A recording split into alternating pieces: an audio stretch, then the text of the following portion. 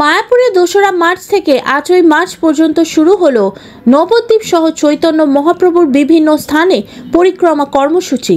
ইতিমধ্যে মায়াপুরে বিশ্বের বিভিন্ন দেশ থেকে লক্ষাধিক ভক্তের সমাগম হয়েছে।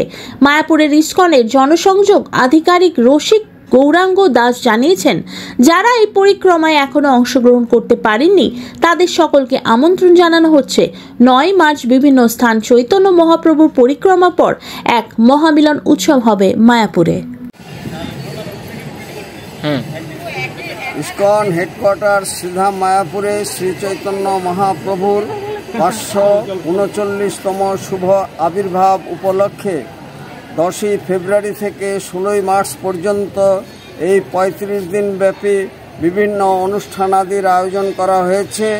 পৃথিবীর 100 দেশ থেকে 5000 বিদেশি ভক্তবৃন্দ সমেত লক্ষাধিক ভক্তবৃন্দ সিধা মায়াপুরে এসেছেন।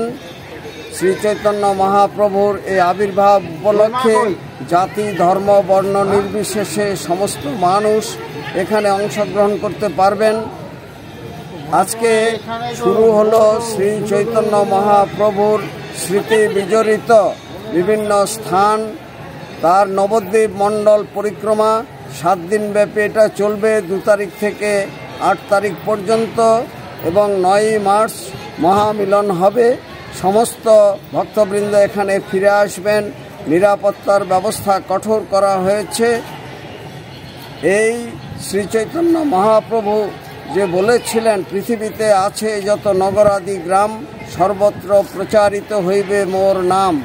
আজকে সিধা মায়াপুর মিনি ওয়ার্ল্ডে পরিণত হয়েছে এবং এখানে বৈচিত্র্যের মধ্যে ঐক্য পরিলক্ষিত হচ্ছে। সমস্ত বিশ্বব্যাপী হরে কৃষ্ণ আন্দোলন ছড়িয়ে দেওয়ার জন্য এবং বিশ্ব ভ্রাতৃত্ববোধ জাগরণের জন্য এবং বসুধৈব কুটুম্বকম এই প্রচেষ্টাকে সফল করার জন্য আমাদের এই প্রয়াস। যারা আসেননি তারা এ সমস্ত অনুষ্ঠানাদিতে যোগদান করুন এবং সিধা মায়াপুরে আসুন। সকলকে আসার জন্য সাদর আমন্ত্রণ জানাই।